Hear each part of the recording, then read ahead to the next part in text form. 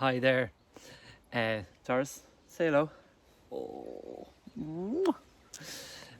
So I just want to give you a rundown on module 4 of the course, and it's really kind of getting into that early summer. So the colour is really coming up in the garden, and it's a very exciting time of year for me anyway.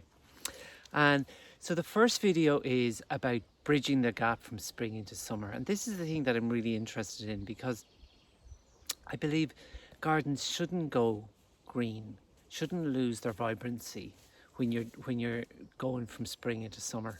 There are so many amazing plants that can be used for that time of year.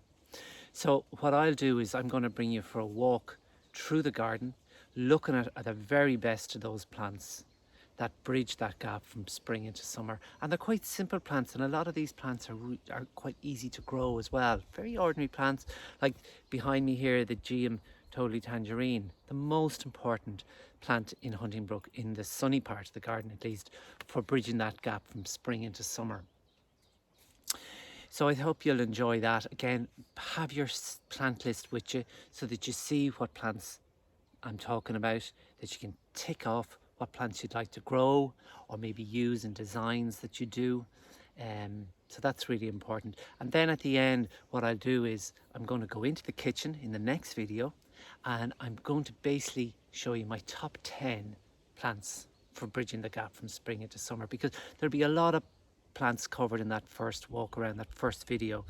But just to bring it down, to condense it into 10 plants, I think are absolute key plants here in Huntingbrook for that time of year.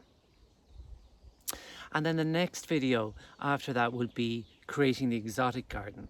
And I've always been interested in exotic plants, but also plants that look exotic, hardy plants that look exotic.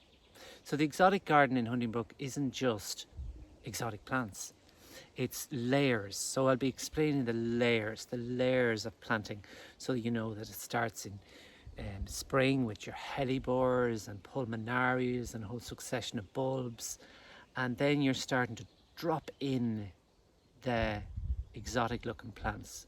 So I'll be explaining the design, the whole philosophy behind it, how they're planted, and what maintenance goes into them through the summer to keep that show going. And one of the reasons why I do this exotic planting is to extend the seasons. Exotic planting really does extend the season, so it's really at its absolute prime in August, September, and well into October. So I think that's a really good way of extending the seasons. So hope you enjoy those videos and get lots of ideas of plants to grow. Thank you.